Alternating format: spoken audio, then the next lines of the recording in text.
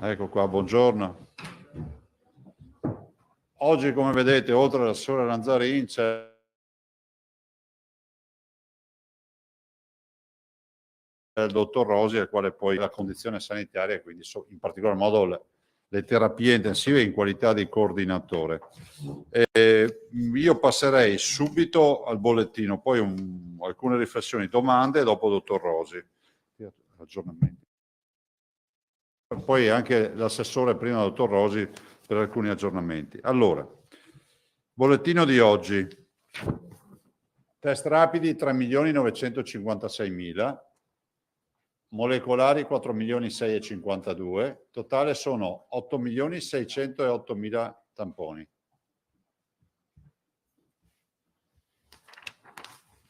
Positivi nelle ultime 24 ore 1.111, che rapportati ai 43.966 tamponi, devi fare una foto? Eccoli qua, incidenza bassa, 2,537, perché sono esattamente 1.111 positivi su 43.966 tamponi, quasi 44.000, fa 2,53. Positivi dall'inizio, dal 21 febbraio, sono 391.000. I positivi invece ad oggi, vedete, calano ancora, sono 35.537. Vi ricordo che venerdì scorso erano 39.900. Di questi, ricordo sempre, metà non hanno sintomi, sono a casa ma non hanno sintomi. L'altra metà ha sintomi in maniera graduata, nel senso che, diciamo, c'è una differenza di sintomatologia dal paucisintomatico fino al grave, e ricordo che il 5-7% del totale dei positivi finisce in ospedale. Questo è un dato che fra l'altro si ripete un po' in tutti i paesi. Tanto è vero che noi ne abbiamo più o meno, avremo un 6%, 6, 12, 18, 6 per 5, 30, sì, un 6%, 6, 6,5%. Ricoverati totali 2.298 più 11. Vi faccio notare che ancora i numeri negativi sui ricoveri non si vedono, e questo ci preoccupa sempre, perché bisogna vedere numeri negativi per cominciare a dire che ne stiamo uscendo. Sono così distribuiti i nostri ricoverati oggi: 1.975 in area non critica, più 3, 323 in area critica, più 8.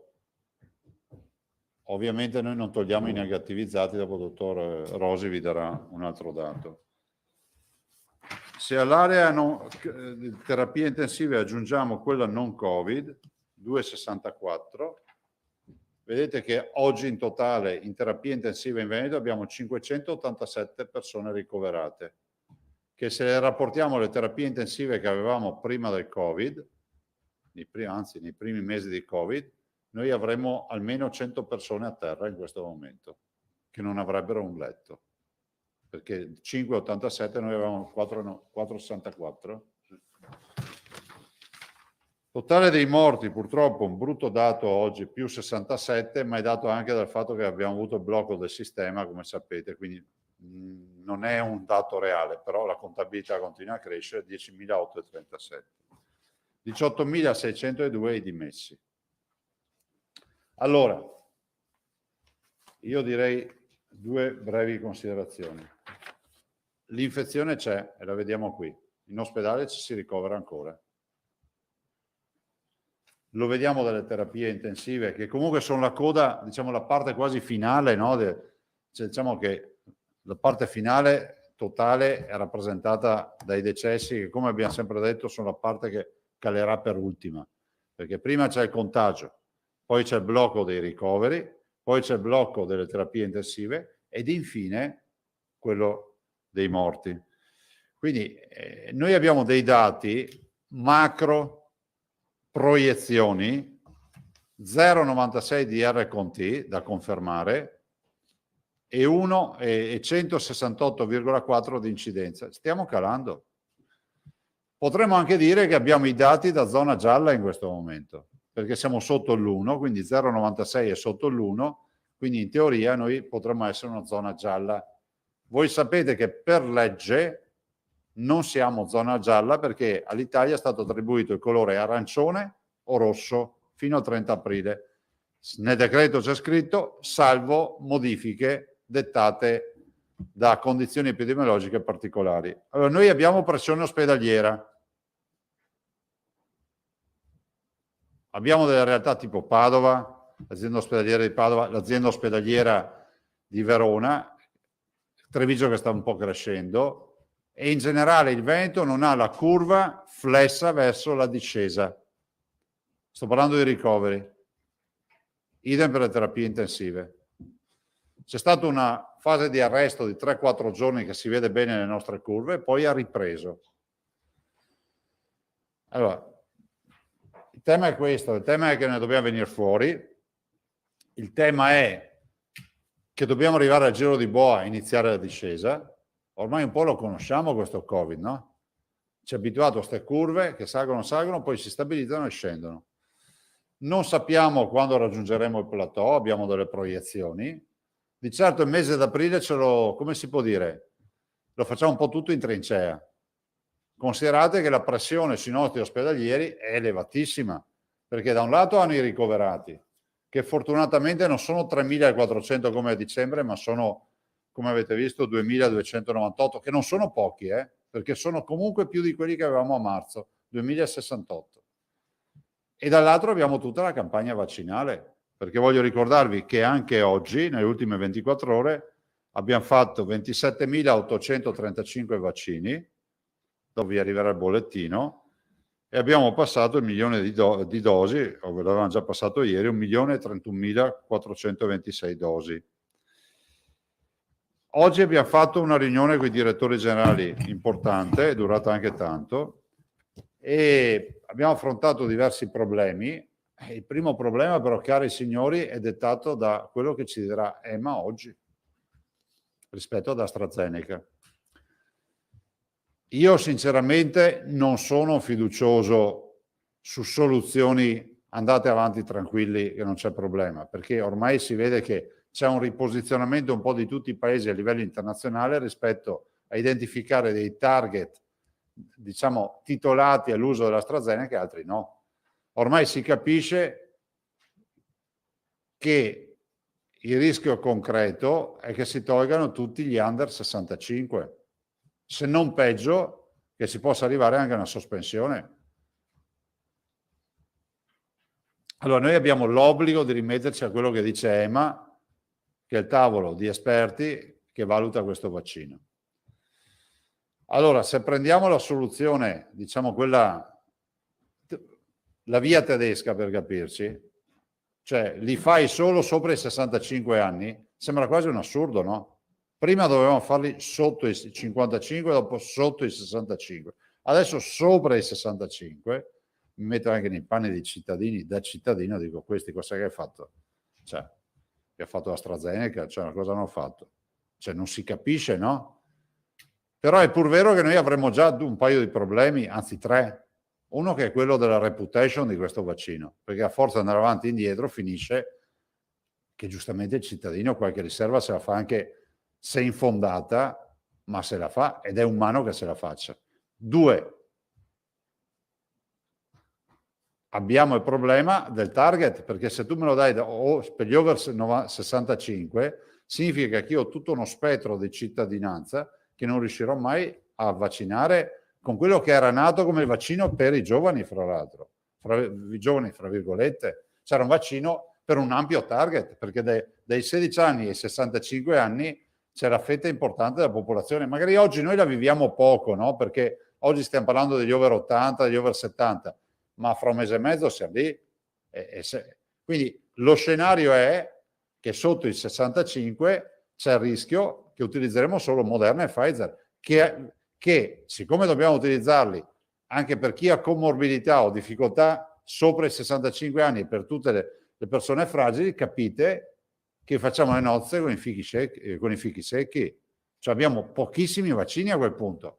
Cioè nel momento in cui AstraZeneca scompare in questa maniera da un grande target di età e da un grande target di popolazione, perché può essere anche una popolazione, diciamo, più anziana, titolata, ma che non ha titolo perché ha altre malattie, altre comorbilità. Capite che la campagna vaccinale rischia veramente un rallentamento non da poco. Ultimo aspetto, se passasse questo aspetto, voi capite che poi noi abbiamo un altro casino, che è quello di richiami. Cioè Mario Rossi che ha fatto l'AstraZeneca 3 mesi fa, il richiamo, se guardiamo i tedeschi, il richiamo lo facciamo sempre con Pfizer e Moderna. Cioè si passa Pfizer e Moderna, i tedeschi stanno facendo così.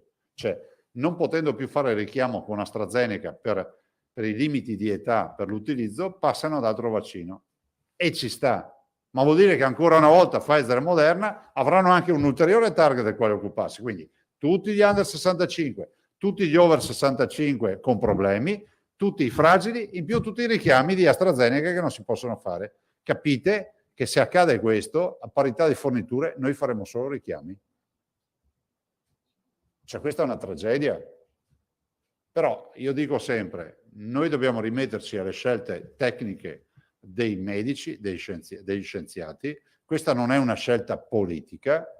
Io non parteciperò mai, ma mai è stata fatta una riunione per decidere a chi fare il vaccino, che sia chiaro. EMA, AIFA, e noi facciamo quello che dicono. E questa è una scelta meramente tecnica. Però dico, nella migliore delle ipotesi, non è il migliore delle ipotesi, l'ipotesi più accreditata che passi il modello tedesco di altri paesi, vedremo cosa deciderà EMA, e vorrà dire che noi dovremmo utilizzare Pfizer e Moderna per tutti. Di fatto per tutti. Avremo degli over 65 che non hanno problemi, che se lo faranno. Cioè, i miei genitori hanno fatto AstraZeneca il primo giro e lo rifaranno.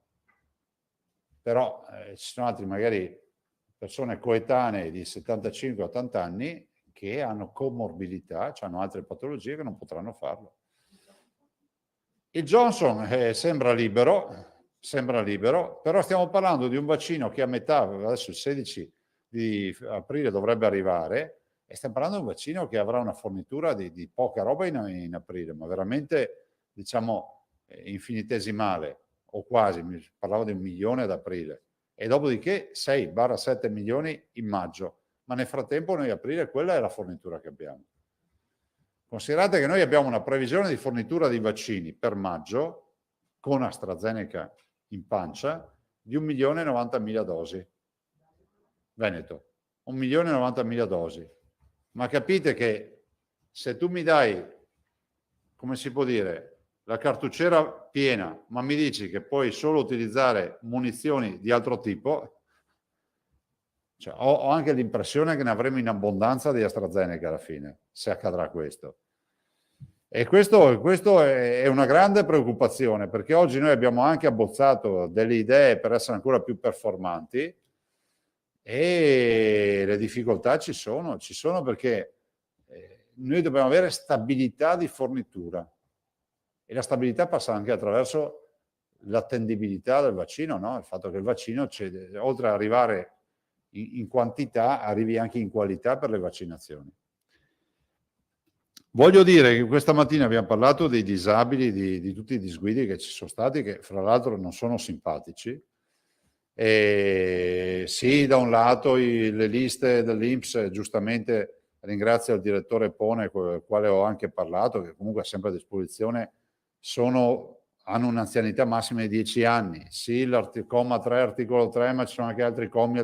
Però io ho fatto questo ragionamento ai direttori. Ho detto, adesso l'azienda zero verifica. Io penso che se si riesce in via informatica, sempre per tornare alla pietra focaia, di dire io sono un cittadino che ha titolo, no? 104. Entro nel sito, questo è il ragionamento che ho fatto. Entro il sito e mi dice lei non è riconosciuto come avente titolo. La finestra dice però se pensa di essere di questa categoria, no, dia l'ok e ha l'obbligo di presentarsi con una certificazione al momento della vaccinazione. No, vogliamo modificare il sito. Stiamo verificando se si può fare. Questo ci permetterebbe fondamentalmente di far fissare tutti in via di autocertificazione. Se poi qualcuno dovesse fare il furbo, dire tanto non sa cosa nessuno, ci accorgiamo perché deve venire con una certificazione al momento della vaccinazione. Questa è la pietra focaia che ci risolve tutto il problema, perché noi per quanto aggiorniamo le liste, ci sarà sempre qualcuno che ha un problema. Questa è un'idea sulla quale abbiamo detto di lavorare all'azienda zero con gli informatici per capire se riusciamo a venirne fuori. Ovvio che se riusciamo a farlo ne veniamo fuori, perché a quel punto se il tuo codice fiscale riconosce la tua disabilità, ti fa entrare in picchiata. Se no ti dice, guarda, non ti ho riconosciuto, ma se tu pensi di dover essere riconosciuto, clicca che ti impegni a portare la certificazione il giorno del vaccino e ti prenoto lo stesso. Solo per le categorie. Ma a questo punto è un modello che noi possiamo lanciare anche se dovessimo identificare in futuro altre categorie. In questo caso per i vulnerabili, chi ha le disabilità e l'esempio come può essere una disabilità che so degli anni 70, degli anni 80, degli anni 90, cioè con la 104 dell'INPS non ci arriva perché è del 2010 il dato più vecchio da quello che abbiamo noi. L'assessore e con l'azienda zero sta anche lavorando con i medici di base, poi vi dirà per aggiornare liste. Però io penso che il metodo più semplice sia quello anche di fidarsi del cittadino. Io non penso che uno debba andare a rubare un posto facendo finta di avere una disabilità, perché comunque, cioè, come magari ci inventiamo un sistema che suoniamo un campanello se qualcuno ha fatto il furbo, così lo vedono tutti, no? Cioè, non so, facciamo qualcosa così di anche un po' simpatico nei centri vaccinali. Ma per dire cosa? Per dire che i disabili devono avere la precedenza. Se poi non vengono riconosciuti, il sistema deve riuscire ad essere forzato. Ci sarà una spunta che tu devi fare in cui ti assumi la responsabilità. E l'idea è questa, nella tua prenotazione ci sarà scritto in caratteri cubitali, devi presentarti con una certificazione che attesta la tua disabilità. Che sarà un certificato, sarà qualcosa che uno a casa, immagino ce l'ha. Comunque noi abbiamo anche dei terminali in loco per eventuali verifiche se succede qualcosa, perché poi a quel punto quando abbiamo il paziente davanti sappiamo la sua storia sanitaria, vediamo subito. Poi c'è sempre il buon senso. Questo potrebbe risolverci il 99,9% dei problemi. Occhio, che non vi ho detto che faremo così. Abbiamo mandato all'azienda zero di chiamare subito gli informatici e capire se riusciamo a inserire il sistema. Io spero che domani riusciamo a confermarvi se si riesce a trovare una soluzione. E quindi anche questo per ringraziarvi, voi avete posto giustamente una questione che non è irrilevante. E basta, io passerei la parola per le domande, cioè, penso che ce ne siano abbastanza, anche oggi pene ne abbiamo abbastanza. Poi subito qualcun altro che si prenota? Vanzan e Albino. Buongiorno Presidente, è proprio una cosa che mi è venuta in mente adesso ascoltando lei. Ha detto non sappiamo quando arriveremo al plateau, però ha detto abbiamo delle proiezioni, per cui la domanda sorge spontanea: cosa dicono le proiezioni?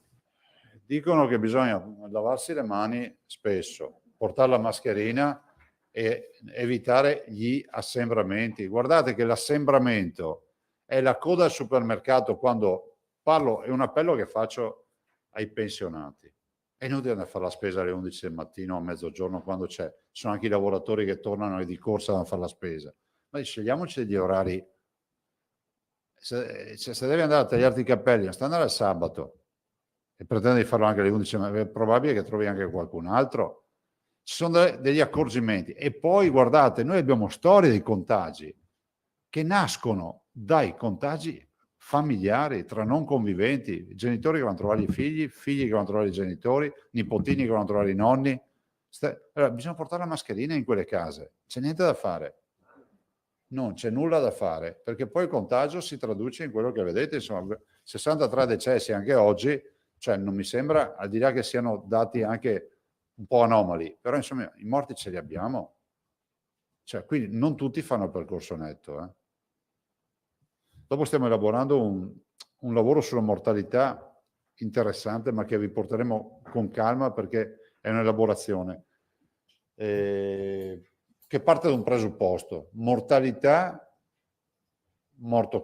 decesso Covid. Però sapete che c'è sempre stato quel discorso, dicevamo, abbiamo dovuto caricare tutti. Allora abbiamo posto una questione: quanti sono stati caricati? Allora, se noi facevamo, anzi no se, siccome facevamo e facciamo il tampone ogni 4 giorni in casa di riposo, è inevitabile che tutti i positivi che morivano anche per altri motivi andavano caricati per legge come pazienti Covid. Allora c'è un bello studio da fare, e ci stiamo lavorando, di vedere la correlazione tra le mortalità e il numero di tamponi anche che si facevano tra regioni. Questo è un vero studio da fare. Che non è proprio banale, eh? Sì, lo stiamo facendo noi. Ci metteremo un po', ma lo stiamo facendo e vogliamo farlo bene. Perché avendo i tamponi, avendo le mortalità e tutto, si intrecciano anche questi dati. Questo è un dato che secondo me lo dovrebbe fare anche l'Istituto Superiore di Sanità. Se tu prendi le mortalità medie degli ultimi 10 anni per ogni regione ad anno, calcoli il delta e su quel delta fai anche dei calcoli statistici in base a quanti test sono stati fatti. Perché per dire che sono morti Covid, bisogna che qualcuno abbia fatto anche un test a quei pazienti, no? È semplicemente per guardare in faccia la realtà con i numeri giusti. Bene, meno che altro. No, c'era l'Alda. Allora c'è Alda, Salmaso, Prigioni e chi altri? Curzio. Curzio, Radio per te Wellness. no. Buongiorno. E Radio Wellness. Ma voi la radio non ce l'avete in una palestra? In una spa, una roba del genere? Non è che scopriamo che avete la radio in una spa. E dov'è che ha sede? È vicino a Padova? Buongiorno Presidente. Magari un giorno diamo anche la frequenza un giorno, no? Siete sempre qua a seguirci. Un giorno magari portaci a frequenza, diciamo, per... Insomma, È web, non è web. è... Quindi web. si scrive Radio Wellness. Oh, perfetto. Radio Wellness. Prego Alda. Intanto fa piacere che state cercando di risolvere il problema dei disabili, perché effettivamente sono tante persone e il fatto che dal punto di vista digitale, tecnologico, informatico non si riesca a venirne fuori aumenta l'ansia. Quindi fa piacere che le nostre sollecitazioni, come lei riconosceva, siano servite e vedremo domani se darete questa risposta ulteriore. Per quanto riguarda i vaccini invece, tutto ovviamente è subordinato alla decisione oggi di EMA. Con i direttori generali, quindi avete rinviato eventualmente a domani il cosiddetto piano B? Cosa facciamo a seconda di quello che succederà con Astra? Allora, intanto i direttori generali hanno sempre come mission, come si dice, ripulire il magazzino. Noi non vogliamo, perché io diciamo tutti i giorni, non vogliamo, e lo stanno facendo bene, cioè viaggiamo sui 25-30 mila al giorno. Se considerate gli invii, oggi questa mattina avevamo 228 mila vaccini. Quanti abbiamo stamattina? Stamattina abbiamo aperto con 228.006 e qualcosa. Capite che se viaggi a 30.000 al giorno con un po' cioè noi non abbiamo un magazzino, c'è quello prudenziale per non evitare figuracce, però il rischio è che si vada veramente solo a richiami, Cioè, ragazzi, io voglio essere chiaro, è inutile che poi chiamare tutte le redazioni e scrivere nessuno, è inutile che ne prenotiamo per fare nuove vaccinazioni se non abbiamo i vaccini neanche per i richiami. Ed è una tragedia, perché se abbiamo capito che col vaccino ne veniamo fuori velocemente da sta roba. Invece per quanto riguarda, Presidente, l'R con T che è sceso, e cosa che non è possibile perché il decreto legge prevede solo l'arancio e il rosso, come diceva lei, però potremmo essere in fascia gialla e quindi questo ci esclude il rosso venerdì, visto che quelli sono i due parametri. Però voi giovedì, ne parlavamo ieri, avete l'incontro con il Premier. Stante appunto l'abbassamento della situazione epidemiologica in Veneto, che non è finita, chiederete qualcosa di specifico per le regioni che stanno andando bene? Allora, per dire andare bene bisogna avere gli ospedali vuoti. Non passi mai l'idea che il sottoscritto o noi abbiamo sostenuto che non c'era problema. Noi abbiamo 2.300 persone in ospedale, che non è una roba normale. Ormai col Covid siamo abituati a tutto.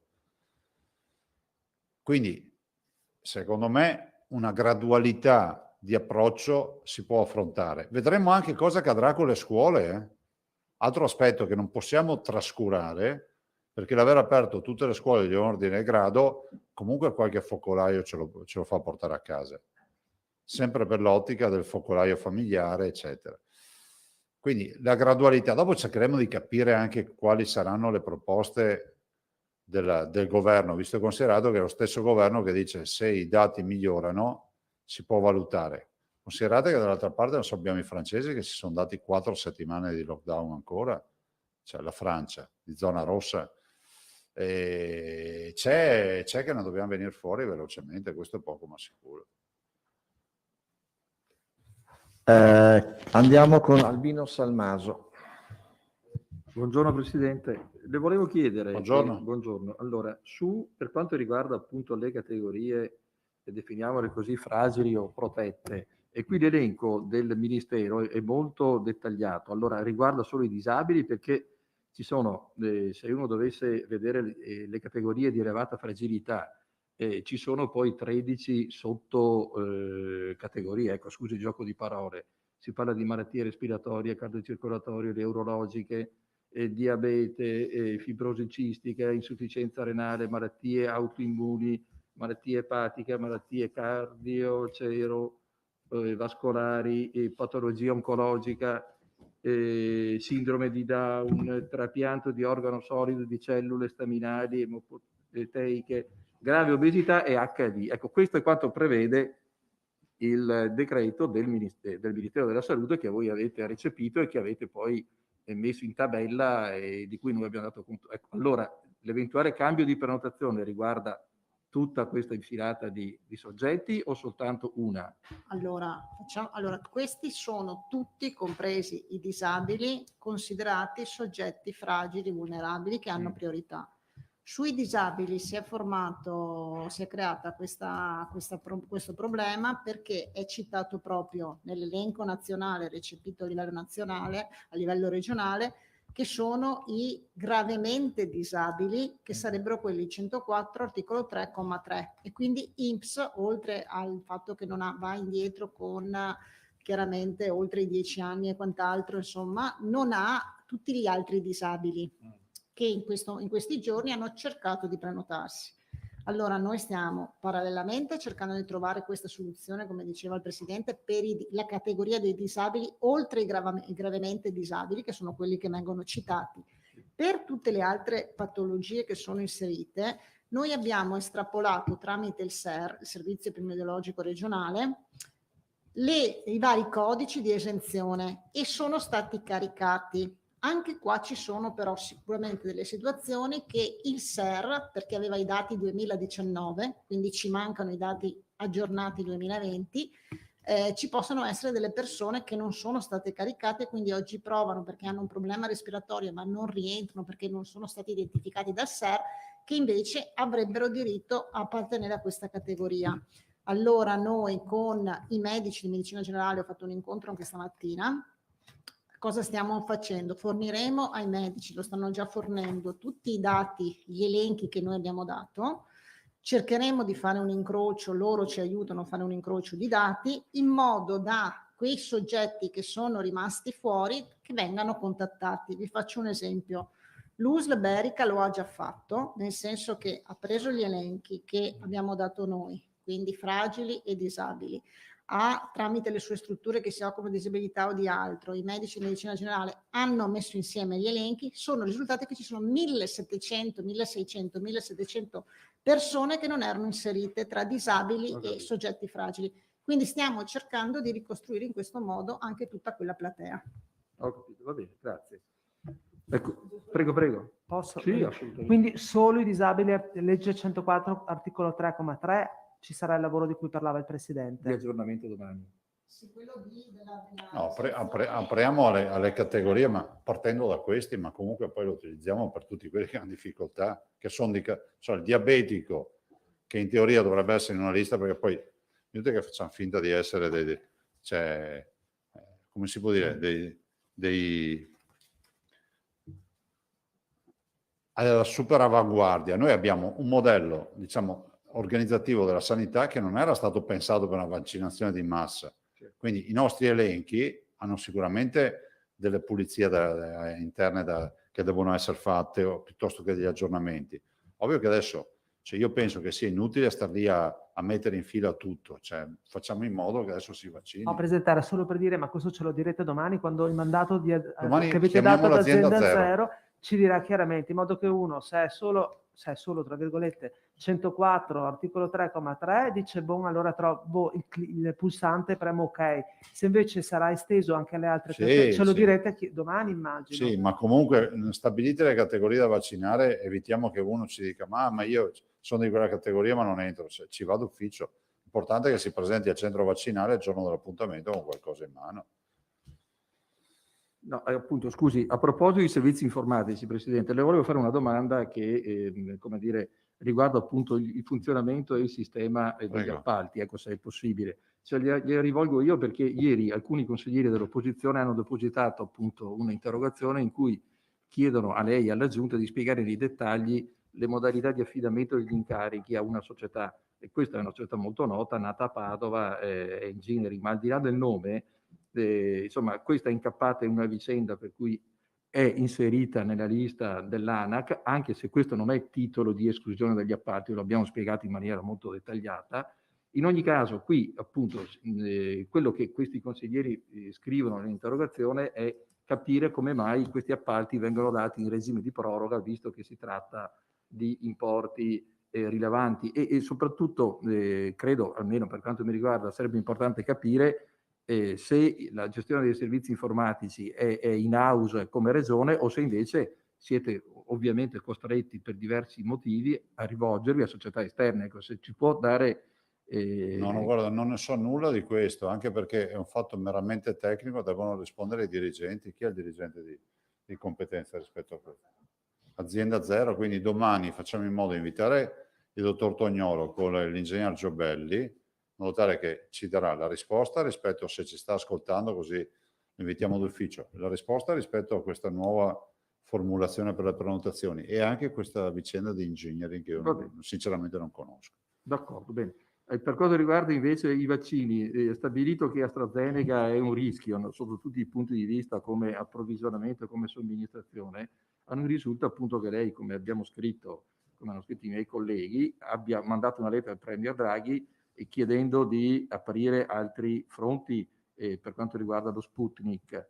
Ecco, ci sono novità sotto questo? No. Perché, ecco, il professor Palun le ha spiegato con quali tempi eventualmente l'AIFA e l'AIMA potranno dare una risposta definitiva sulla validazione dello Sputnik per quanto riguarda appunto l'Europa, perché se arriva fra 4, 5, 6 mesi campo a cavallo, insomma. No, decisamente no, perché l'autorizzazione deve essere prima EMA e poi AIFA.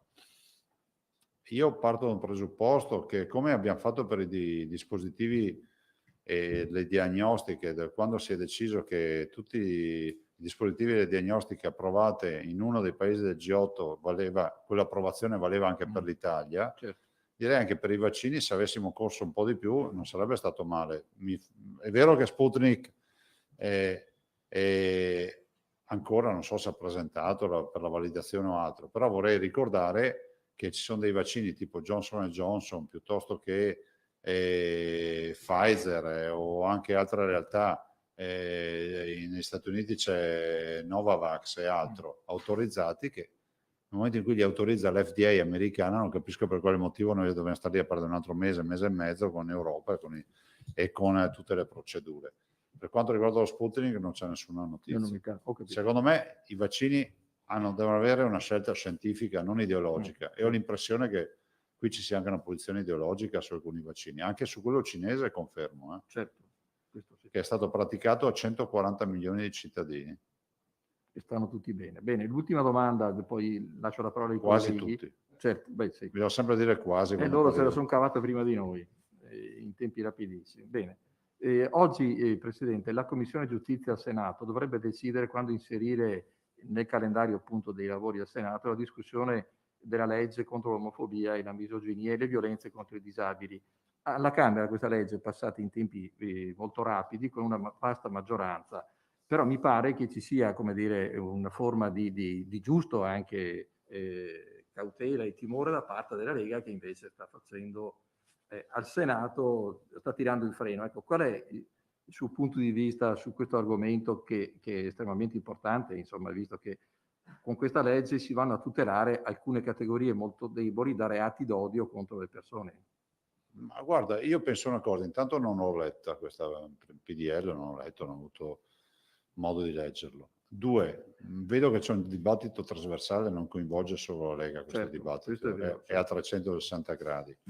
3, penso che il principio della civile convivenza sia sempre lo stesso. La tua libertà finisce dove inizia la mia. E ci voglia sempre il rispetto di mezzo, no? Immagino che questo provvedimento prima o poi verrà calendarizzato e verrà trattato, troveranno la miglior formula. Penso che non ci sia, come si può dire, penso che non ci sia nessuno che voglia negare l'evidenza, no? Certo. Dopodiché ci saranno delle sfumature giuridiche a tutela appunto del pensiero che verranno valutate, ma ripeto, non ho seguito fino in fondo il dibattito. Ho letto anch'io qualche articolo di giornale, sinceramente. Però mi pare che lei non si opponga in linea di principio, ho capito male. Ma nessuno si oppone in linea di principio. No, c'è chi dice che è una legge inutile perché esiste già un codice penale che Guarda, io non ho verificato queste cose, non sono in grado di dirlo. Dico semplicemente che non... torno a quello che ho detto prima, le libertà devono essere garantite a tutti. Dopodiché non mi sto occupando di questo progetto di legge e non so quale sia poi lo sviluppo dei ragionamenti, insomma, ne ho già tanto da qui. Le immagino, sì. Grazie. Prego. Antonella Prigioni. Buongiorno a tutti, buongiorno Presidente. Buongiorno. Quanto potrebbe incidere in percentuale un eventuale blocco di AstraZeneca sulle forniture previste di vaccini per il Veneto? Ma guardate, noi abbiamo un buco del 50%. Grazie. Più o meno.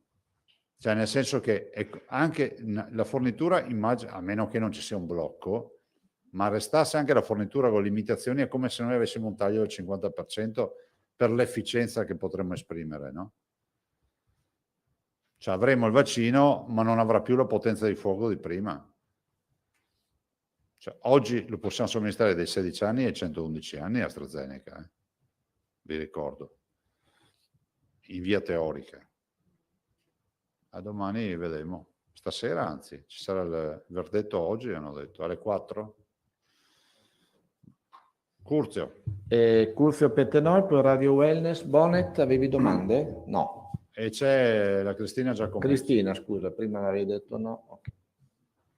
Okay. Presidente, tornando ai vaccini, appunto, con l'incontro con le direzioni delle aziende sanitarie venete, perciò si va ad una cabina, quello che viene richiesto anche da alcuni, una cabina di regia unica diversa rispetto a quanto è stato fino adesso il rapporto sul piano vaccinazioni, che era in carico ogni ULS o rimane il carico a ogni ULS? Cioè, qual è il rapporto che ci sarà anche nel confronto che avete avuto oggi con le varie direzioni delle ULS? Ma il confronto è quotidiano, il rapporto è di team, si lavora in squadra e poi ogni ULS tara le linee guida regionali in base alle esigenze del territorio, ma il lavoro è di squadra. È appunto su questa tara che sono sorti anche dei problemi, che qualcuno dice che ci sono state, sto parlando del passato, delle priorità che non sono state rispettate o che qualcuno è stato avvantaggiato, c'erano scelte diversificate che hanno creato polemiche, lei lo sa.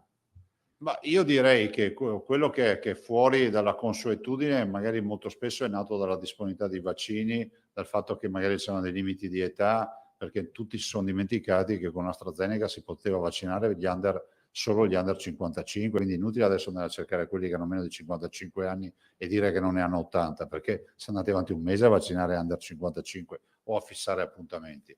Ma di certo il Veneto non è in prima fila per aver vaccinato categorie non consone. Ovviamente avremo anche noi i nostri casi anomali, però poi sono le singole ULS che decidono. Penso al fatto dell'abbandono di 1000 AstraZeneca quel sabato famoso, dove il direttore generale di Treviso è andato a cercare persone per vaccinare. Adesso se qualcuno va a beccare qualche sindaco o qualche consigliere che hanno vaccinato quel giorno, qualche giornalista come è accaduto, cioè non è che uno può dire è categoria nomina, ci hanno evitato uno spreco di 1000 dosi un sabato pomeriggio. Adesso a questo punto con le dosi che avete, al di là appunto del punto interrogativo su AstraZeneca, qual è, se avete creato un piano o c'è un piano B o com'è la situazione operativa dei vaccini, delle dosi a disposizione in questo periodo? Ma che siamo intanto già tirati, perché avendo vaccinato tanto, adesso il tema, il peso delle seconde dosi, dei richiami, sarà sempre più importante. Se AstraZeneca avrà anche un rallentamento e una limitazione nelle somministrazioni, c'è il grande rischio che per il prossimo mese si vada solo alla seconda dosi. E per quanto riguarda perciò chi prenota in piattaforma, che succede adesso nella piattaforma di prenotazione regionale? Cioè adesso si attendono le forniture per poter accedere alla piattaforma. Che succede? Uno che vuole accedere per ora non può avere risposte precise? Questi giorni ovviamente si va avanti navigando a vista nelle prenotazioni, quindi giustamente i cittadini dicono ma io non riesco a prenotarmi perché sono piccoli slot, poche date contingentate in virtù del fatto che non abbiamo vaccini. Se si raggiunge una stabilità di quantità che ci forniscono, butteremo il cuore oltre l'ostacolo e tenteremo di spalmare queste prenotazioni in agenda, però oggi non siamo in grado di farlo. Nell'incontro che è previsto Regioni-Governo, il piano vaccinazioni è uno dei temi che verrà posto, chiedete delle garanzie maggiori da parte di tutte le regioni, ci sono diversità tra regioni sulle richieste? No, noi non ci siamo ancora incontrati, perché ci incontreremo come governatori alle 14 di domani, prima della riunione delle 17. Però è pur vero che il tema dei vaccini sarà uno dei temi cogenti, alla luce del fatto che questa sera, fra l'altro, EMA si esprimerà su AstraZeneca. Grazie. Prego. Radio Wellness.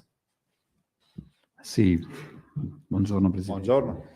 Allora, siccome i miei colleghi hanno praticamente fatto tutte le domande che mi ero segnato anch'io, allora insisto comunque su un punto. Si è parlato molto di geopolitica dei vaccini in queste settimane, in questi mesi. E a maggior ragione adesso che c'è il rischio che l'AstraZeneca possa essere ritirato. Lei crede che sia giusto, come ha lasciato intendere anche il Presidente del Consiglio, che si rinunci a un vaccino, tanto per capirci, allo Sputnik, per ragioni di alleanza e di geopolitica? Questa è tanto la prima domanda. Ma no, io penso una cosa, che i vaccini non hanno geopolitica, non devono avere retaggi culturali. I vaccini sono delle produzioni, diciamo, della medicina, sono dei farmaci, e mi chiedo, se mai ci chiediamo da dove viene un farmaco che ci salva la vita, un chemioterapico, un farmaco in generale, ce lo poniamo con i vaccini. Dai. L'altra cosa che le chiedo, visto un discorso più generale, di politica generale, visto la presenza della Lega nel governo, lei si aspetta che ci sarà una richiesta di cambiamento al Presidente del Consiglio, al governo, nella politica, nella gestione dell'immigrazione, anche alla luce della visita del Presidente del Consiglio in Libia? No, guarda, noi, come si può dire, nel nostro motore di ricerca viene sempre fuori questo tema, no? Anche da parte vostra. Oggi non so quale sia il grado e lo stato di interlocuzione col Presidente del Consiglio su questi temi. Per noi resta comunque un tema centrale. Però non so, guardate, io mi occupo di Veneto. Grazie. Prego. Cristina Giacomuzzo. Sì, buongiorno Presidente, Buongiorno a tutti. Allora, bisogna aspettare alle 16 per capire AstraZeneca e che cosa succederà dopo. La domanda è: quante però sono state le defezioni già che avete registrato per questo tipo di vaccino? Ma no, si sta vaccinando, ce ne sono, perché poi c'è chi arriva informato da internet, dai social, da informazioni in generale, c'è anche chi viene solo a dirci che non vuole vaccinarsi, poteva stare a casa e non ci fa perdere tempo con nessun vaccino. A parte il picco di Treviso delle 1100, non ce ne siamo sono più, più stati a quei episodi livelli. così rilevanti. Vi dirò una cosa, che se è garantissimo l'accesso libero e scrivessimo oggi, come nel menù, no, fuori dalla trattoria, oggi AstraZeneca, ci sarebbe la coda davanti. Il problema è che a volte c'è colui che fissa e viene convocato, magari anche magari capita qualcuno che ha qualche desiderata, definiamolo così, volevo dire pretesa, però è il medico che decide, la figura del medico è centrale, fa un'anamnesi e decide il vaccino in base alle direttive, punto, non lo possiamo decidere noi. Riporto un feedback dall'USL Vicentina mia.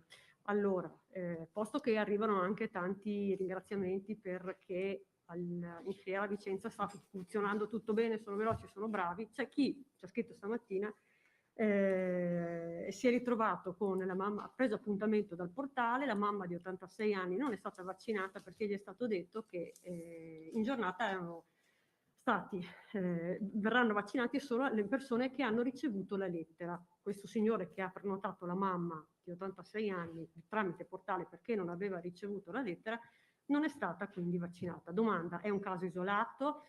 È un caso senza senso. Feedback è un caso senza senso. Dateci il nome di questa signora. No, Presidente, siccome è arrivato anche a me, ho già girato 10 minuti fa la segnalazione al direttore Bonavina per capire.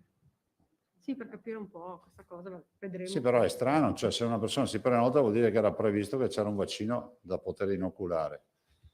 Quindi facciamo così, verifichiamo e dopo lo diciamo qui qual è il motivo. Certo, d'accordo.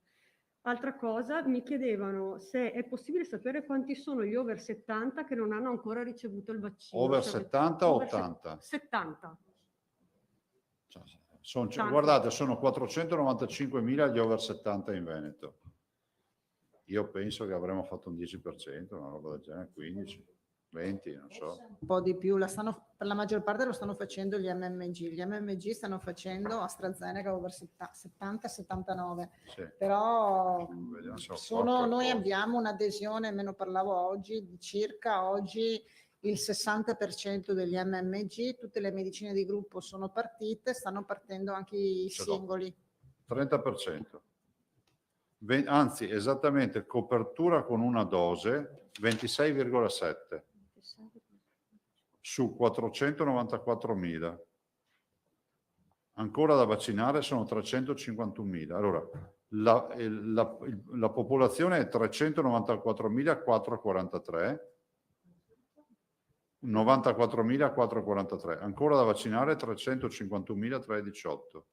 No, allora 494. Prego? No, avrò sbagliato. 394 la popolazione totale. 4,94 la popolazione totale. Ancora da vaccinare 3,51. Ok. Quindi vuol dire 26,7. Ultima cosa, Presidente. Grazie. Cicli completati 10.971. Quindi siamo ancora alle prime vaccinazioni. Con gli MMG che quindi partiranno sempre più a regime. Gli MMG stanno facendo un gran lavoro. Anche loro, motore al minimo, freno a mano tirato, prima ridotta. Fanno tempo anche a scendere, a farsi una passeggiata, la macchina è ancora lì, perché non abbiamo vaccini. Certo. L'ultima cosa, stamattina sono tornati a scuola i ragazzi, sì. Feedback sul TPL e quando partiranno i progetti sulle scuole Sentinella e i due progetti che avevate organizzato. Sì, ne abbiamo parlato della scuola Sentinella, fra l'altro ho detto alla dottoressa Russo di valutare, siccome, guardate, esiste già in molti paesi l'autosomministrazione, cioè fai da te, adesso c'è anche la possibilità di avere il salivare fai da te, cioè, quindi, prego. No, volevo chiedere poi se aveva avuto feedback su disagi. Beh, ho sentito la vicepresidente De Berti, sembra che addirittura che in qualche linea si sia sovradimensionato il trasporto, tanto è vero che abbiamo avuto un sacco di autobus vuoti. Poi ci sarà sempre, come si dice sempre, la pianta che cade fa più rumore della foresta che cresce. La foto del giorno domani con il pullman pieno e dopo tutti gli altri 98% dei pullman vuoti nessuno li segnala. Se tu pensi, abbiamo visto foto di code di Vicenza sui quotidiani delle famose code una settimana fa, 10 giorni fa ai centri di vaccinazione. Penso a Trissino. A Trissino adesso è una roba, un orologio svizzero, cioè una perfezione che è unica, però nessuno ne parla.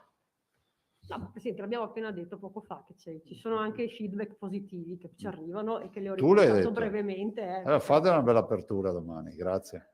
Non basta dirlo. No, ma guarda che non c'è. Noi siamo abituati ormai a tutto, siamo come i reduci da Vietnam.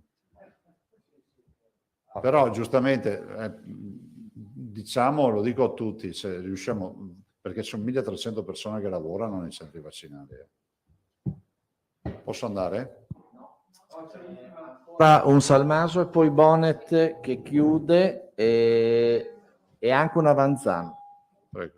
Poi diamo la parola. No, beh, approfitto dei test salivali. Presidente, lei ha sempre tanti impegni, non so se ha avuto tempo e modo di leggere la lettera che pubblichiamo oggi sul giornale a firma del professor Mario Prevani, che è direttore del Dipartimento delle Aziende Integrate, appunto, e in cui adesso gliela sintetizzo. In sostanza, in vista della nomina del nuovo responsabile di microbiologia e dopo, come dire, non so come definirlo, il passaggio di mano del dottor Rigoli, appunto lui interviene spiegando che il laboratorio di medicina dell'azienda ospedaliera dell'Università di Padova ha messo a disposizione con i colleghi i test sul campione salivare con programmi di screening in sostituzione e affiancamento del tampone nasofaringeo. Visto il successo del programma di controllo iniziato ad ottobre e tuttora in corso, si ritiene che l'esperienza maturata con la ricerca molecolare e dell'antigene non rapido del virus responsabile della pandemia da Covid-19 possa essere ulteriormente estesa in altri ambiti.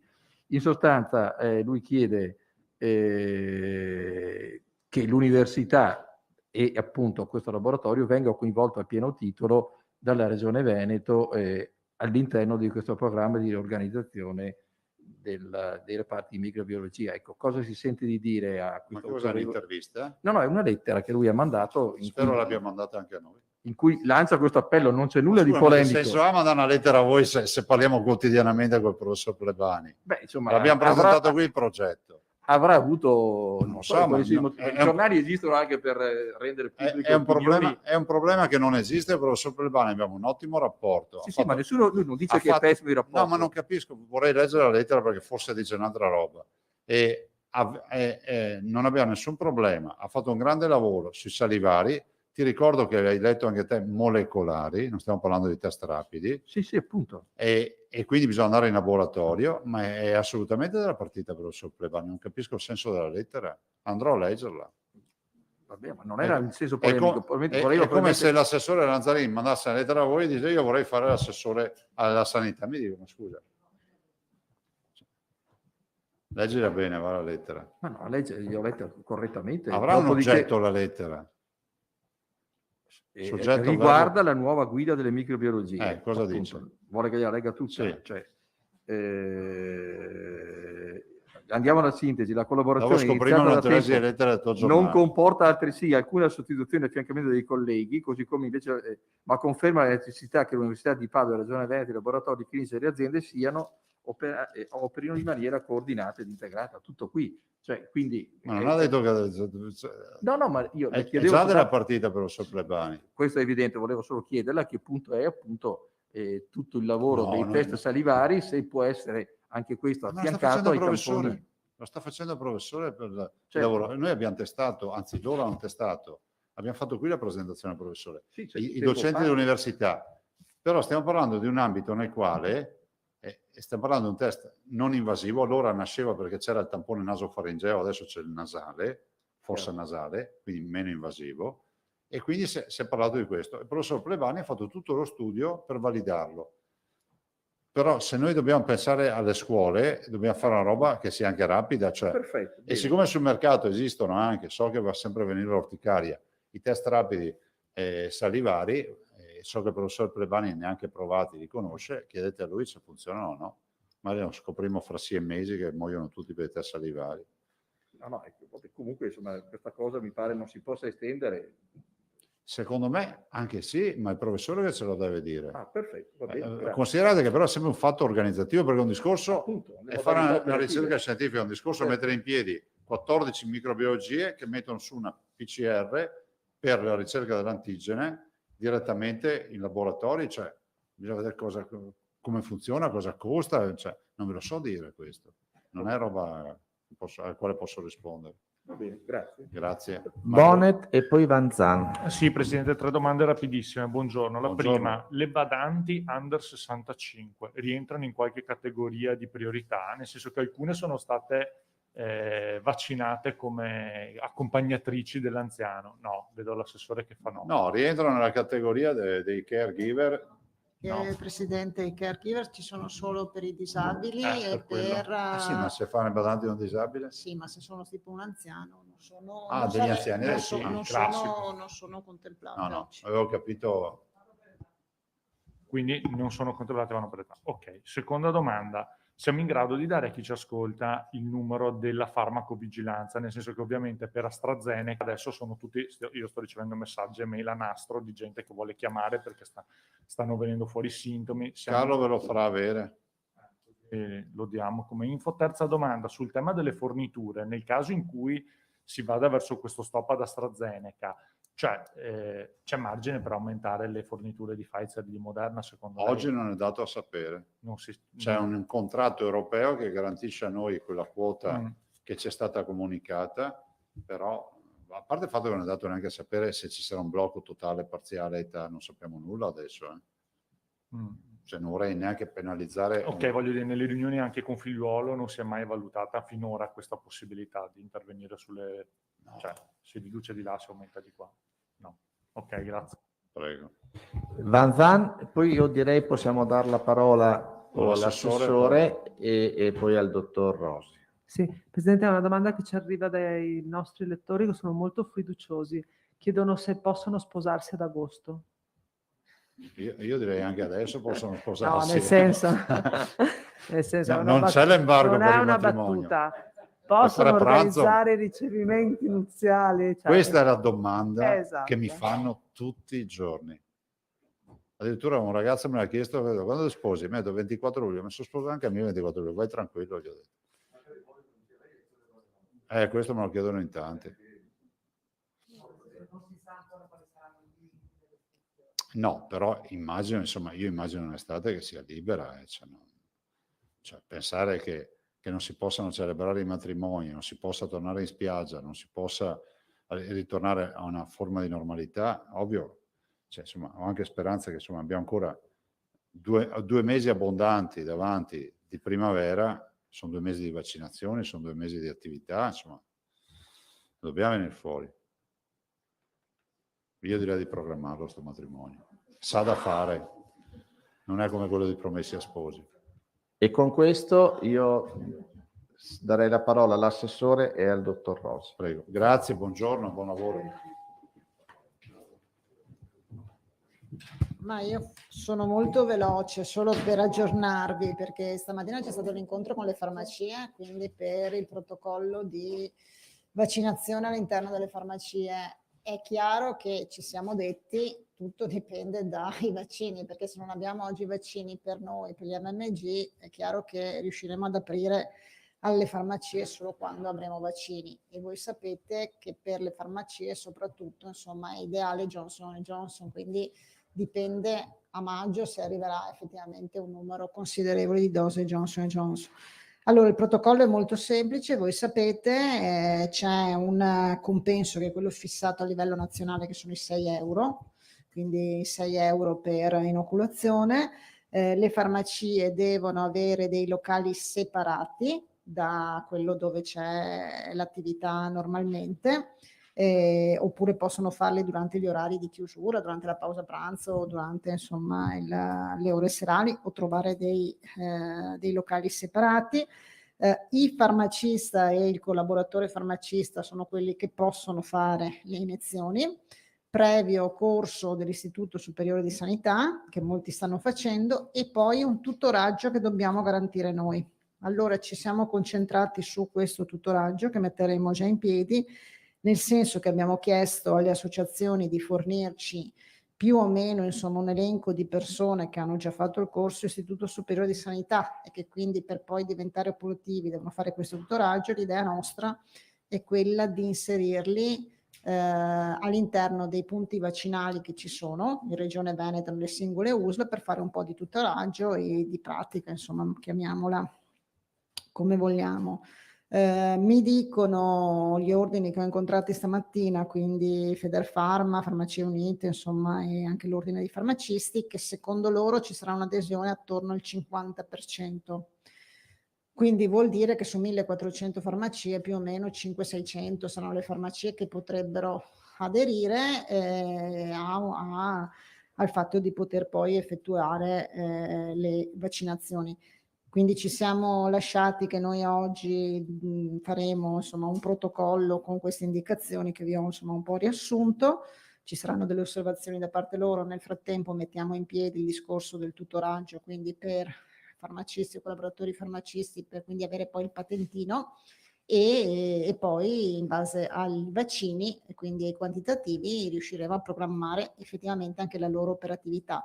Io credo che sia un'opportunità molto importante perché va sicuramente nella direzione della famosa farmacia dei servizi, ne abbiamo parlato molto, e anche perché insomma in alcuni casi è un presidio insomma sui paesi un po' più anche isolati o comunque che hanno lunghe distanze, un presidio fondamentale. Ricordiamo che loro non potranno fare tutti i soggetti fragili, super fragili, disabili, non sono, cioè questi loro non li potranno fare gli altri soggetti. Quindi questo sono un po', quindi a grandi linee quanto abbiamo discusso con loro. Ho fatto poi una riunione con gli MMG, con i medici di medicina generale e con Azienda Zero per risolvere alcune questioni informatiche legate ai flussi, legate insomma a registrazione delle vaccinazioni e quant'altro. Allora, a parte fare questo incrocio di elenchi, come dicevamo prima col Presidente, che sarà anche relativo a quello che saranno poi l'apertura che noi faremo rispetto al portale a queste categorie che sono rimaste fuori, proprio perché siamo consapevoli che loro meglio di tutti conoscono i loro assistiti e sanno insomma se c'è un assistito super fragile che però non è inserito nell'elenco perché il SER non l'aveva registrato insomma. Abbiamo poi parlato della vaccinazione a domicilio, stanno iniziando un po' dappertutto perché diventano fondamentali per noi per quanto riguarda la vaccinazione a domicilio. Mi dicono che tutte le medicine di gruppo integrate, che sapete che in Regione Veneto rappresentano circa il 25%, mi sembra, e non ho il dato complessivo, mi sembra più o meno circa il 25%, sono già partiti e quindi tutti sono iniziato la vaccinazione all'interno degli ambulatori per la maggior parte delle medicine di gruppo. I medici singoli si sono quasi tutti organizzati per andare in centri vaccinali messi a disposizione dalle aziende sanitarie. L'adesione è pari quasi al 100%, mi dicono, però avranno iniziato metà, insomma, avranno già iniziato tra medicine di gruppo. No, sì, il 100% ha aderito e farà le vaccinazioni, ma che abbiano iniziato è tipo il 50% oggi, tra quelli di medicina di gruppo e alcuni singoli che hanno iniziato, mi dicono, insomma, più o meno. Loro mi dicono che c'è un'adesione totale, loro hanno detto che c'è un'adesione totale, quindi non hanno, diciamo così, notizie che non ci sia adesione totale, anche se però alcuni non sono ancora partiti in maniera effettiva. Non sono partiti perché voi sapete che la settimana scorsa non avevamo vaccino e quindi molti si sono fermati. Adesso so che in questa settimana molte USL hanno dato il vaccino AstraZeneca, a parte il vaccino AstraZeneca proprio ai medici di medicina generale, per continuare con la vaccinazione. Domande? Alda. I medici di medicina generale vaccinano con AstraZeneca? Sì, oggi quindi, sì. Quindi qualcuno che fa il domicilio con Pfizer, chiaramente perché ha soggetti più fragili, però quelli che vaccinano per la maggior parte, tutti vaccinano con AstraZeneca, stanno facendo la classe d'età che quindi sarebbe anche contemplata se ci dovesse essere comunque un pronunciamento nella direzione come si diceva, perché stanno facendo 70-79, cioè sì, la fascia insomma che va da quei anni là. No, ma loro hanno 6 ore per poter consumare le 6 dosi. Si preparano, poi al limite se lo dividono, non lo so, fanno 3 domicili a testa, tipo, insomma, si stanno organizzando. Giacomuzzo. Assessore, mi scusi, non ho capito una cosa, per quanto riguarda il tutoraggio che fanno i farmacisti, È previsto nell'accordo. È previsto nell'accordo nazionale. Dopo il corso devono fare questo tutoraggio presso le aziende sanitarie della regione. Ma non è per fare l'iniezione, è per gestire il post eventualmente in caso di reazione? È per avere un quadro complessivo, quindi sia per l'uno che per l'altro. Ok, grazie. Altre domande all'assessore? Bene. Possiamo passare al dottor Rosi. Prego, dottore. Grazie, buongiorno. Io vi faccio un breve aggiornamento su come sta procedendo la situazione delle terapie intensive. Allora, abbiamo attualmente attivi 659 letti sui 1000 disponibili. Questo è un dato che sta continuamente aumentando. Per quanto riguarda l'andamento dei posti occupati, abbiamo ancora un aumento. Non è più un aumento ripido come vedevamo nel corso di marzo, però a partire dal 31 marzo abbiamo ancora una ripresa significativa, per cui siamo arrivati a superare i 300 malati Covid positivi, a cui si aggiungono altri 24-25 negativizzati. Quindi complessivamente un impegno di terapia intensiva che è arrivato sopra i 320 posti letto, quindi esattamente metà di quelli attivi solo per gestire pazienti che hanno avuto una polmonite Covid. L'andamento ovviamente segue quello dei ricoveri, con un lasco di circa una settimana, perché sappiamo che una buona metà dei pazienti entra dopo il quarto o quinto giorno in terapia intensiva da ricovero, e quindi è normale che ci sia uno sfalsamento. Però, non vedendo che i ricoveri diminuiscono, ovviamente non ci aspettiamo ancora che ci sia una diminuzione dell'occupazione in terapia intensiva. Le nostre previsioni, elaborate con l'Università di Padova, ci parlano nel giro di 8 giorni di circa 320-330 letti occupati da pazienti positivi, però con un intervallo di confidenza piuttosto ampio, perché dipenderà da come vanno i ricoveri. Quindi potrebbero essere un po' meno di 300, ma potremmo arrivare anche a 360-370, quindi arrivare molto vicini al picco di dicembre. Quindi qui torniamo al discorso che faceva prima il Presidente, che è fondamentale tenere alta la guardia sulle misure di prevenzione, perché le terapie intensive sono funzione dei ricoveri, che sono funzione dei nuovi positivi. Abbiamo visto nella prima settimana, nei primi giorni di aprile, che gli ingressi sembravano essere stabilizzati sotto i 20 al giorno. Il lunedì di Pasqua, lunedì di Pasqua, siamo andati a 24 al giorno. 24 è un numero importante, non sono i 30 che abbiamo visto in passato, ma sono decisamente un carico di lavoro molto alto, che è compensato in parte dai dimessi, ovviamente. Non sono aumentati di 24 i posti occupati, però è chiaro che il mantenimento di questi numeri è anche funzione di quante persone vengono dimesse dalla terapia intensiva.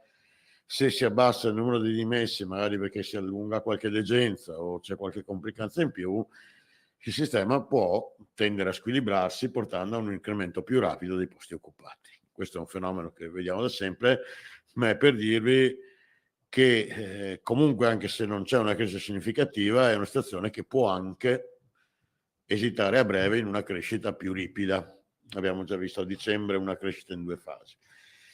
Dato positivo è che si sta delineando una riduzione della mortalità in terapia intensiva, nel senso che rispetto al periodo in cui eravamo intorno al 43-44%, sembra che il dato oggi vada a posizionarsi intorno al 35%. Anche qui sono numeri che poi hanno un loro intervallo di confidenza, perché vanno consolidati nel tempo, però questo è già un segno importante, e che credo sia anche in parte legato alla riduzione dell'età, delle classi di età dei ricoverati. Avevamo visto l'altra volta, si conferma questa riduzione. Oggi sono più quelli della classe 60-70 rispetto a quelli della classe 70-79 i ricoverati in terapia intensiva. Quindi se i sessantenni sono il 38%, i settantenni sono il 36 qualcosa. E ovviamente, come vi dicevo l'altra volta, si mantiene la quasi scomparsa degli ottantenni in terapia intensiva. E questo è sicuramente un segnale positivo. Altri numeri non ve li darei. sono invariate le giornate di degenza, sono invariati tutti gli altri parametri che vedevamo. Direi una situazione stabile dal punto di vista clinico, ancora abbastanza inquietante dal punto di vista gestionale. E sicuramente, anche questa mattina ne abbiamo ragionato i dottori generali, una situazione che impone una drastica riduzione dell'attività ordinaria e una limitazione sempre maggiore alle attività esclusivamente d'urgenza. Perché non basta, noi adesso arriveremo nell'arco di una settimana ai 700 letti attivi probabilmente, però 700 letti funzionano con questo numero di ricoverati se riduciamo anche l'occupazione di pazienti non Covid, perché andare sopra 700 vuol dire una situazione ancora più drammatica, vuol dire chiudere punti nascita e fare operazioni veramente gravose per la rete ospedaliera e ovviamente per l'utenza. E quindi questa situazione continua a richiedere una sospensione di gran parte delle attività chirurgiche, di tutte quelle che non sono urgenti e anche insomma, tutto quello che proprio non è procrastinabile comincia ad avere la necessità di essere rinviato. Allora, premesso, dottore, che con gesti e occhiate eloquenti i colleghi mi chiedono tabelline sulle cifre che hai esposto, io mi consenti di dire che gli saranno fornite? Sì, non esatto. le ho qui in questo momento perché no, ma sono nel pomeriggio, stato... ecco, no, perché così ci evitiamo. Sì. E chi vuol fare domande? Van Zan, Salmaso, Bonnet, Fois, qualcosa?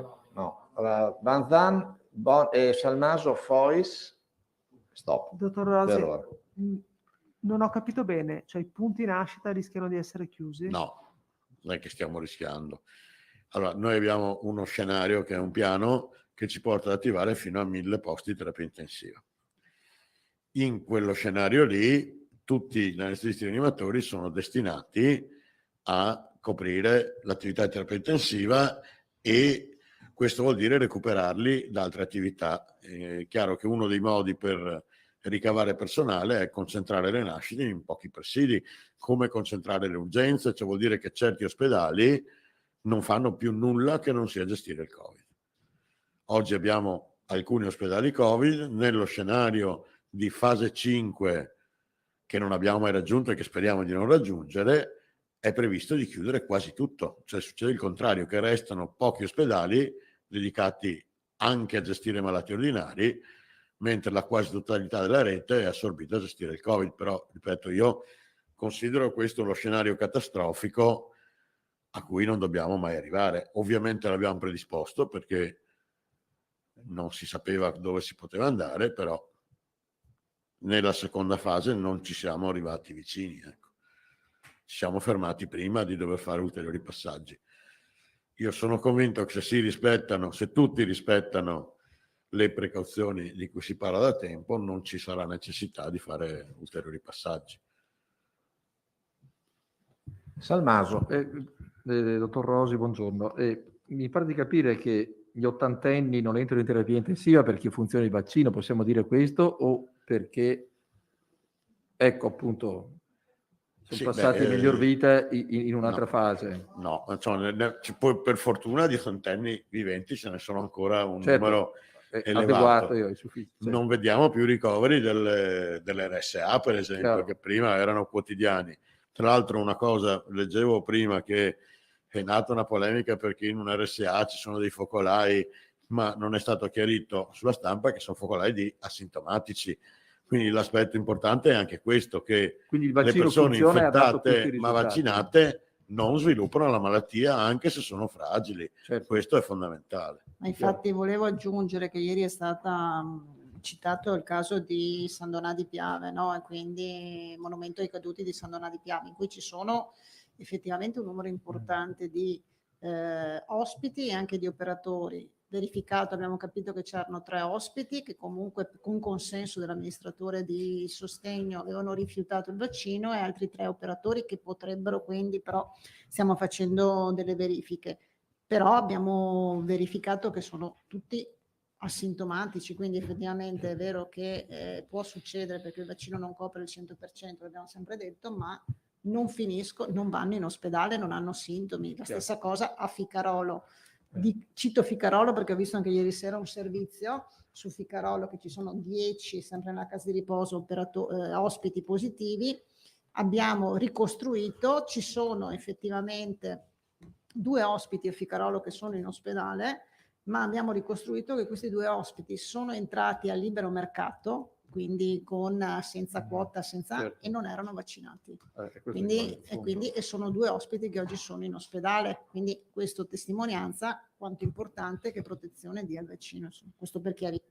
Chiaro. Ecco, l'altra domanda veloce è questa. Cioè, mi pare che questo quadro epidemiologico, cioè, invita alla prudenza e alla cautela. Ecco, lei come medico, cioè, quando c'è questa grande discussione sulla necessità di aprire attività economiche che sono fondamentali per chi ovviamente si trova da mesi e mesi con zero possibilità di ricavo di guadagno, cioè, però se fino al 20 di aprile quantomeno dovremo mantenere questo regime di vita estremamente ancora rigida e riservata da zona arancione e zona rossa, cioè, mi pare che questi dati confermino una grande cautela, ecco, nei comportamenti individuali. Sì, io credo che però vada separato l'aspetto chiusure dall'aspetto comportamento individuale, perché il virus si prende anche in famiglia piuttosto che dagli amici, quindi anche con tutti i negozi chiusi, uno ha il modo per prenderlo lo stesso. D'altra parte è anche vero che nelle attività produttive dove c'è una sorveglianza sanitaria intensa, dove ogni singolo caso viene immediatamente isolato, non abbiamo visto cluster importanti. Cioè, nelle grandi aziende che hanno un numero elevatissimo di dipendenti che hanno sicuramente contatti sociali all'interno, ma in cui vengono usate le misure di protezione, tutti indossano la mascherina, si sta attenti a tutto, vediamo che abbiamo sempre avuto singoli casi, ma non abbiamo mai avuto cluster importanti. Questo vuol dire che le misure individuali, se applicate correttamente e con la dovuta sorveglianza, funzionano nel prevenire la diffusione del virus. Quindi torniamo al discorso che al di là di quelli che sono i provvedimenti di apertura e chiusure, la cosa importante è che tutti adottino le precauzioni individuali. Fois. Buongiorno dottore, una domanda proprio rapidissima, giusto per capire cosa significa il Covid come pressione sul sistema sanitario. In questo momento in Veneto ci sono circa 600 terapie intensive. Questo cosa implica dal punto di vista dell'impiego del personale sanitario? Sì, quasi 700 in realtà. Quindi questo implica che da una parte è stato necessario reclutare ulteriore personale, quindi personale che prima faceva attività di sala operatoria, sia medico che infermieristico, viene trasferito a lavorare in terapia intensiva.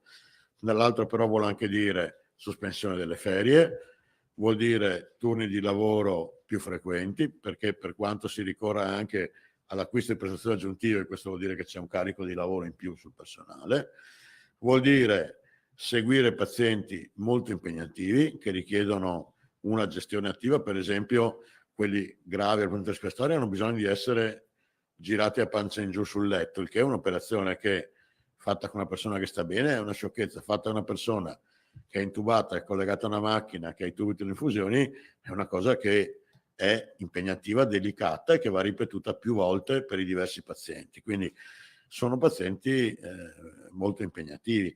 In più, in alcune situazioni si lavora anche, diciamo, oltre standard, quindi se normalmente un anestesista segue 6-8 pazienti o 6 pazienti in terapia intensiva, adesso ne segue 8 o 9 per riuscire a garantire la copertura. Quindi anche qui con un impegno maggiore da parte del personale per riuscire a garantire un livello di adeguato di assistenza a tutti. Quindi carico di lavoro importante e poi considerate anche il tempo che è passato, perché affrontare questo carico per 2-3 mesi è un conto, essere da più di un anno sotto è sicuramente una condizione particolarmente stressante per il personale. Di quante persone c'è bisogno per gestire 700 terapie intensive? Adesso è difficile fare questo calcolo.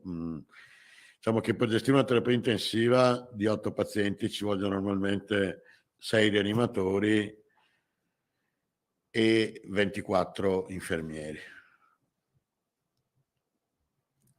Adesso arriviamo a gestire 8 pazienti con 6 rianimatori di guardia, però poi, essendo questi pazienti, avendo questi pazienti anche necessità di fare delle diagnostiche, di essere assistiti in particolare, un solo rianimatore non ce la fa a seguire tutti durante il giorno, quindi è un po' difficile determinare il carico complessivo, perché in alcune terapie intensive poi sono necessari più rianimatori durante il giorno per garantire la copertura. Comunque i numeri sono decisamente elevati. Se poi considerate che il nostro organico è nato per gestire 464 posti, ne stiamo gestendo di più, vuol dire che abbiamo dovuto reclutare parecchia gente rispetto all'ordinario.